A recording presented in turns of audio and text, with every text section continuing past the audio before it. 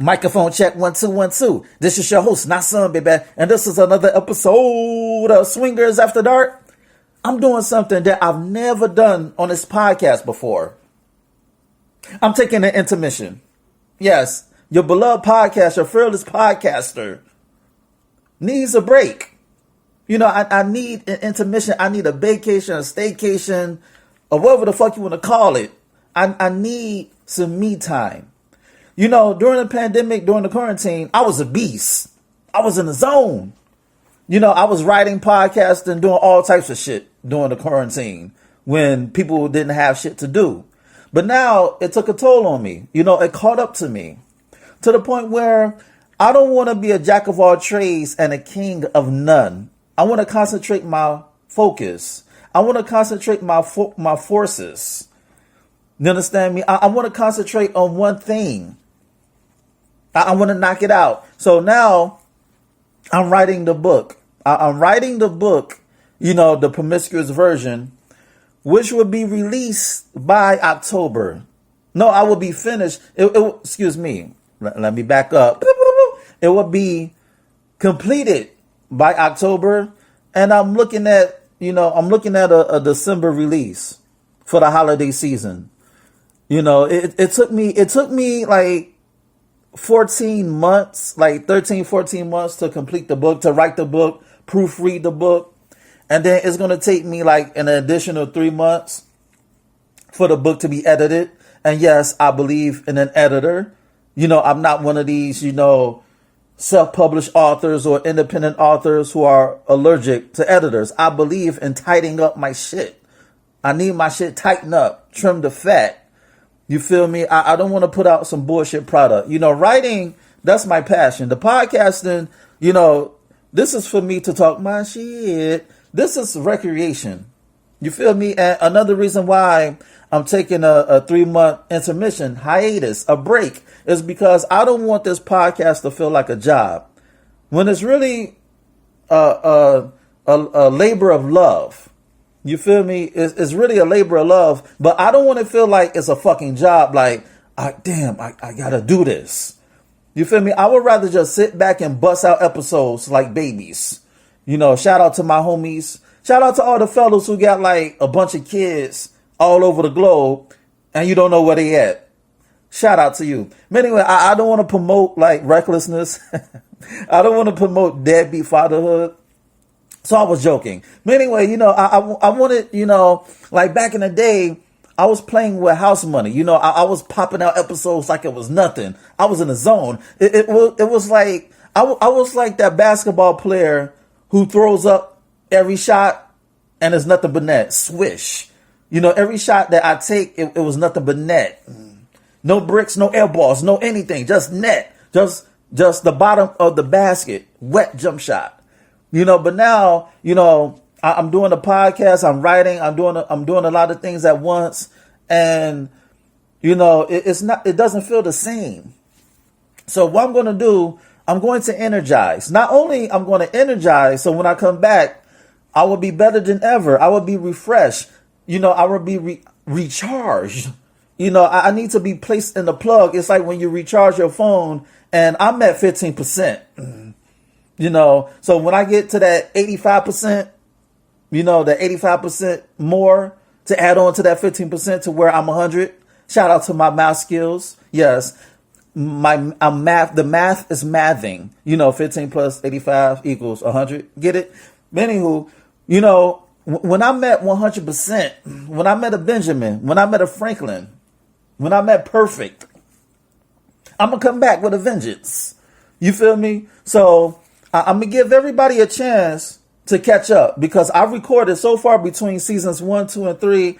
I've recorded 540 episodes. Yes, me, little old me, recorded 500, not 500. We're not going to be bougie on this show. We're not going to say 500. We're going to say 500.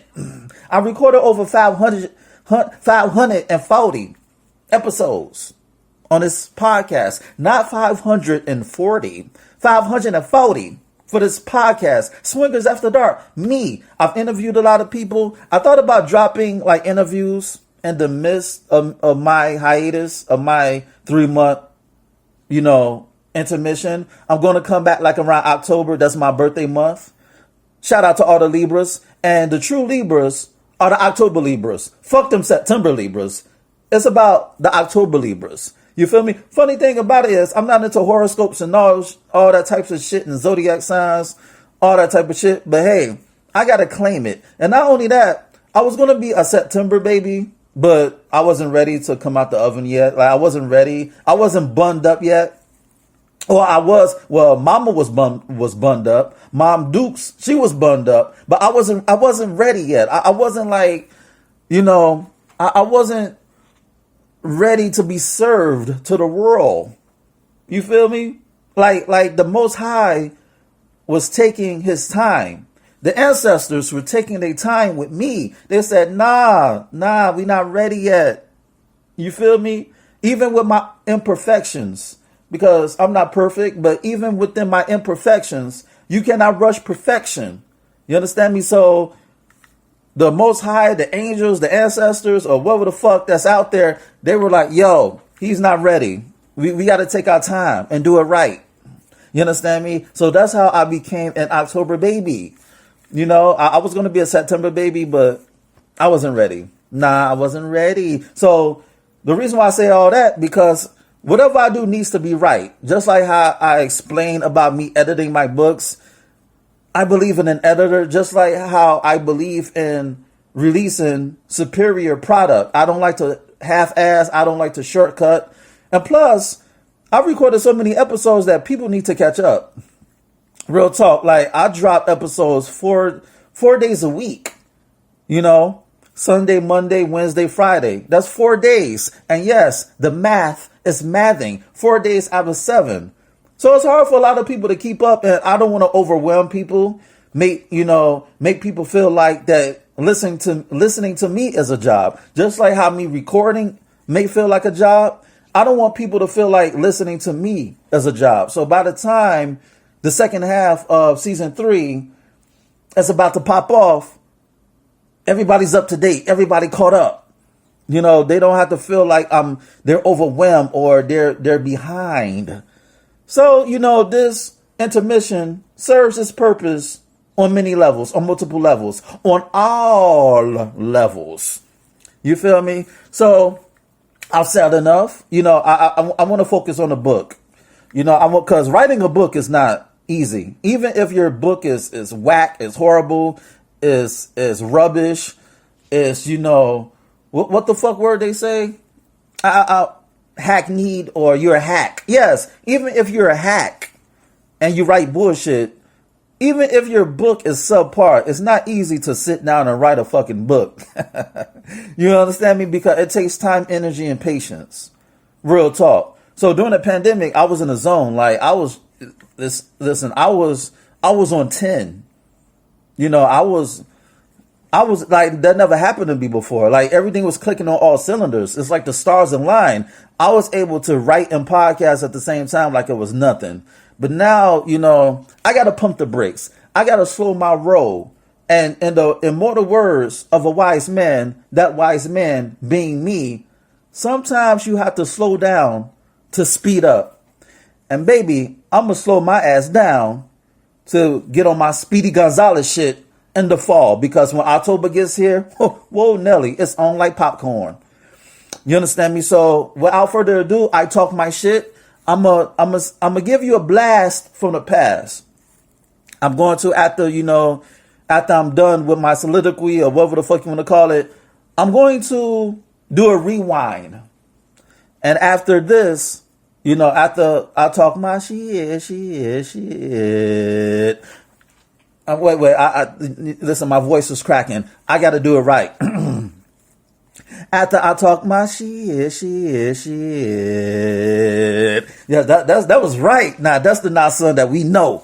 But anywho, after, I finish this intro, I'm going to have a blast of the past, and I'm going to, attach the first ever episode I've done. The first ever episode I've done for this podcast in November of 2018. And it's about, I believe it's the swing lifestyle, Is prostitution the same as swinging or some shit like that? I don't know the exact title, but that was like my first ever episode, and it made ripples in the community. It caused dialogue, because a lot of people think that, the swing lifestyle has, prostitution undertones, and we don't fuck for funds. We fuck for fun, and when you donate to a party for your interests, you're not fucking to get sex. You're there for the ambiance. You're there for the environment. The money goes to the DJ. The money goes to the food. The money goes to the rent or the mortgage. And yes, people throw rent parties. I'm not hating. I don't have a problem with that. What you do with your money is your fucking business. But the money that, from what I know, to my knowledge, the money goes to everything that goes to the party. You understand me? And it's not easy to throw swing parties outside the household. Like when you're in your household, all you got to do is make a call and call up your buddies, and and y'all get it in. But if you're throwing like a hotel party or a party at a resort, it's not easy. So it's not prostitution. Swinging is not prostitution, because sex is not guaranteed. You feel me? And not for nothing, a lot of people don't even have sex nowadays at swing parties. Like swing parties at hotel takeovers, they're like glorified meet and greets. Real talk, they're like meet and greets. Like the sexual aspect is damn near extinct. You feel me? Like this crop of lifestylers, swingers, or whatever the fuck you want to call them, they're not really, I wouldn't say they're about that life, but they're more like cautious. They're not going to drop their drawers or whip their dicks. Well, the creep motherfuckers may do that, like whip their dick out. But, for the most part, people, it's like, because I don't want to take too much time, but because you have like vanilla aspects to a swing event, to a lifestyle event. And when I say vanilla aspects, like you have like the DJ, like since when you need a fucking DJ at a swing party? You got a DJ, you have assistants, you have like, your volunteers and shit like that. You have themes, you have smoke rooms, you have BDSM rooms. Well, BDSM is not vanilla, but I'm just saying you have a mixture. You have an amalgamation of things that were non-existent when I came into the swing lifestyle. Like there were no mixture of BDSM and swinging. Like the BDSM community did not fuck with swingers. They still don't to a degree, but it was separated. You understand me?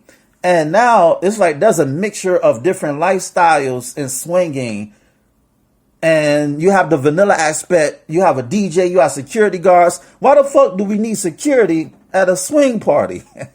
I'm here to listen, I'm here to pop pussy, not pistols. I'm here to clap cheeks, not guns. I'm here to bust nuts, not shotguns. You feel me? So it's like, why do we need that aspect? The security aspect. But then again, then again,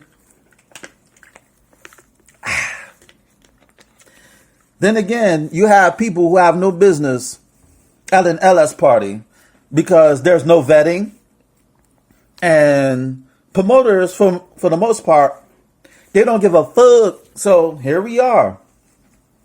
Anybody could walk through them doors for the most part. And yeah, it's like a free fall. It's not as exclusive like it was in the past. Now, I don't like to romanticize the past, but it is what it is. I'm not the type of person who would say, back in my day, we used to walk 100 miles to school in snow with no shoes. You know how older people used to get, like old folks, like our grandparents, they like to embellish shit to make it seem like their generation was harder than ours. You know what I'm saying? They like to exaggerate shit, use hyperboles and shit like that to make it seem like that they were troopers, when they probably did not even go through that. They probably took school buses, but they want to use somebody else's experience to like paint a broad picture of how they grew up. You know what I'm saying? That fuck shit. But anywho, I said what I had to say. So this is an intermission. I'm gonna take a 3-month break from this podcast. You know, I gotta energize so I could come back better than ever. And plus, a lot of people gotta catch up. You know, a lot of people gotta catch up so they could, be up to date to what I'm doing. Anywho, enjoy my first ever podcast episode. I lost my virginity on this episode, and you can see my progression throughout the years. You dig? Mic checker. Chicka, chicka, chicka. It's not some, baby. Yeah, a one time, baby. What for your mind, baby? Yeah, we gon' shine, baby. And what we do, we gon' grind, baby. Yeah, what? And this is another episode, of Swingers After Dark. And this is your host, Nah Son, baby. I just want to clear up a misconception about the swinger lifestyle. I want to clear up a misunderstanding that the average person may have. I just want to say that the swinger lifestyle is not the same as prostitution. When you go to a house party, you're donating to the party. Your money goes to the party, whether it's the decorations, the cost that was put forth for the promoter to rent out that venue, the utensils, the condoms, the mouthwash, the freaking soda, the ice, the food, if the promoter hired a caterer, and the whole shebang. Your money is not the license to play. It doesn't give you license to have sex. It's not mandatory to have sex at a lifestyle party. It's not required just because you donated. Now, you have a lot of dudes who may feel away because they may donated $75 or $100 or whatever the case, and they feel like they're entitled to have sex just because they donated to the party. However, just because you donated, that doesn't guarantee you anything. You know what I'm saying? A woman is not required to drop her panties just because you donated. Likewise for the males. Ladies, a man is not required to play with you just because you donated. And half the time, the women go to parties for free anyway, so it doesn't even matter. But for the most part, I just want to say that the swinger lifestyle is not the same as prostitution. When you go to a house party that hosts a lifestyle event or a party, that's not a brothel, because a brothel guarantees you sex. The main object is to pay for sex at a brothel. The swinger lifestyle is not pimping and hoeing. When you go to a lifestyle party, you play for fun, not for funds. I'm gonna say that again. At a swinger lifestyle, you play for fun, F-U-N, not for funds. You know what I'm saying? You're not paying for sex. You're not paying for the pussy. You don't have to trick at a lifestyle party. The only thing you're spending is your time and energy to turn up. You know what I'm saying? If you feel away because you donated X amount of dollars to the party and you got no play, then that's on you. Don't blame anybody but yourself, because you're not guaranteed anything and you shouldn't expect anything. Just expect a good time. Don't expect to bust so many nuts that you come powder. You know what I'm saying? Because the swinger lifestyle is not prostitution. It's a community of like-minded people who want to sexually express themselves, who want to sexually explore themselves. Now, you may have promoters who say that the second you come into the venue, into the house, you gotta dress down. Or you may have some hardcore swinger promoters who may say it's not mandatory for you to play, but at least come with the intentions to fuck, to play. Now, you're not going to be attracted to everybody at the party, but damn, at least come with a game plan. Don't come just to be all willy-nilly and act like Mother Teresa. You know what I'm saying? Get your Mary Magdalene on, you dig? And you know, the swinger lifestyle attracts various people from different walks of life. You have your freaking professionals. You have your police officers, your school teachers, your firefighters, or what have you, your architects, your lawyers, your judges. Then you have your 9-to-5ers, you have your entrepreneurs, and then you have your strippers, your escorts, and your porn stars. You know, it's a mixture of people. And with that said, I want to talk to my people who are in the adult entertainment business. I don't want to single you out, but hey, fuck it, I'ma just be real. Listen, don't use the swinger lifestyle party or an event as a come up, as a quick lick. You know what I'm saying? Just because the foundation of the swinger lifestyle is sex, that doesn't mean you have to exploit that foundation by getting your hustle on. You know what I'm saying? Now, I'ma say this. 99.9999999% of the time, the porn stars, the escorts, the strippers, they play by the rules.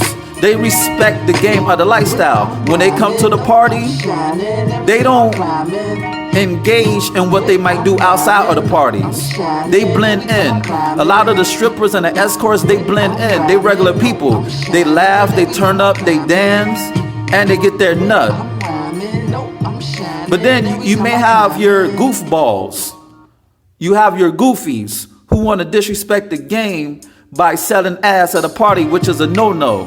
You're not at a lifestyle party to trick. You know what I'm saying? And fellas, if you go to a lifestyle party and pay for pussy, then you're a lame. Because the words that come out your mouth should be enough to wet her mind so her panties could get wetted. You dig? You should wet them panties with your words, not out the pocket.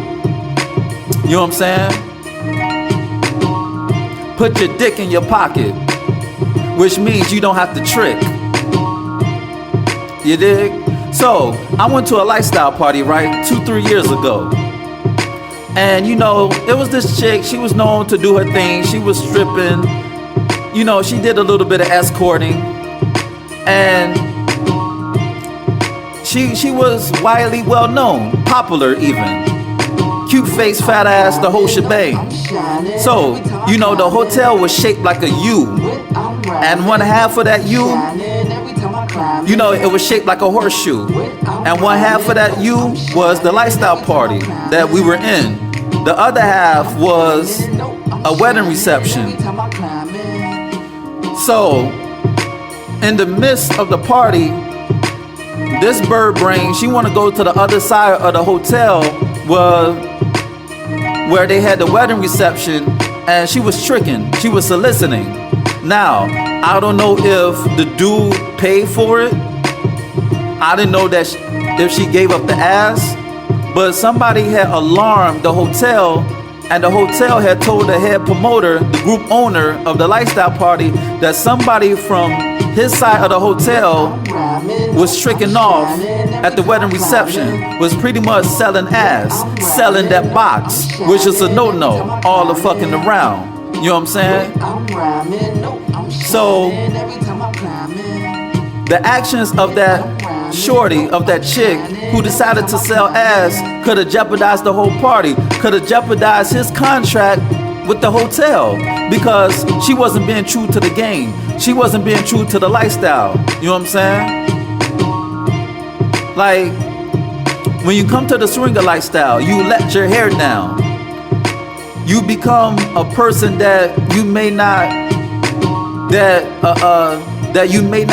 engage in outside the parties. You just want to sexually express yourself. You want to explore. It's like going to a different world. It's like going to a different matrix. You know what I'm saying? When you go to a lifestyle party, you may fuck somebody that you normally wouldn't look at once down the street. You probably won't even play with that person otherwise. But there's been times when I played with females who I probably wasn't sexually attracted to, And we fucked anyway. Because it's the fantasy. The atmosphere and the environment is so heightened. It's like an aphrodisiac to the point where you said, fuck it. I'ma just fuck the shit out of this chick and get this nut. You know what I'm saying? Because I'm horny, I'm ready to get it in, she's ready to get it in, and it's like gunpowder and the 4th of July. We making fireworks, you know? So I just wanted to say that the swinger lifestyle is not the same as prostitution. You know, fellas, keep your dick in your pants, in your pockets rather, and ladies, just have fun. You know, everything is not a hustle.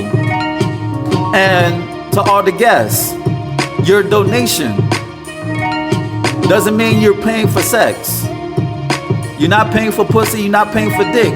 This is why I get on the promoters' cases when they use the word charge and price when they promote their parties. If you're a promoter or a group owners who throw lifestyle parties and or events, do not use the word price or charge.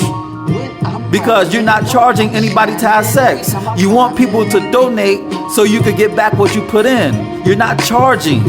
You're not putting a price on anything. Because that insinuating that you're prostitution, that you're prostituting, that you're running a prostitution ring. And Lord forbid that the police raid your shit because somebody snitched and you get arrested on a technicality because you didn't cross your T's and dot your I's. You know what I'm saying? You don't use the word price or price. You don't use the word price or charge because you're not selling ass.